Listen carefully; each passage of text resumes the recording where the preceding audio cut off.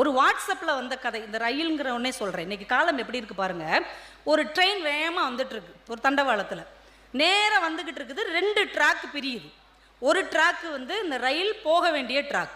அங்கே ஒரு 10 சின்ன பிள்ளைங்க விளையாடிக்கிட்டு இருக்கிறாங்க. ரயில் வரும்னு தெரிஞ்சும் திமிருக்கு விளையாடிக்கிட்டு இருக்கு. ரயிலே வராத ட்ராக்கில் ஒரு குழந்தை விளையாடிக்கிட்டு இருக்கு. இப்போ ட்ரெயினை நிப்பாட்ட முடியாது.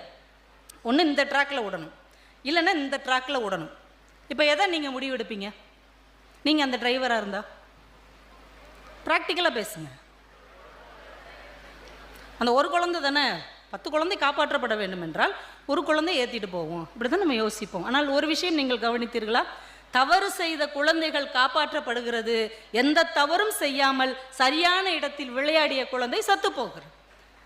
இன்னைக்கு வாழ்க்கை நிலை அதுதான். நல்லதை தனியாக செய்கிறவன் தண்டிக்கப்படுகிறான், கெட்டதை கூட்டமாக செய்யப்படுகிறவர்கள் கொண்டாடப்படுகிறார்கள்.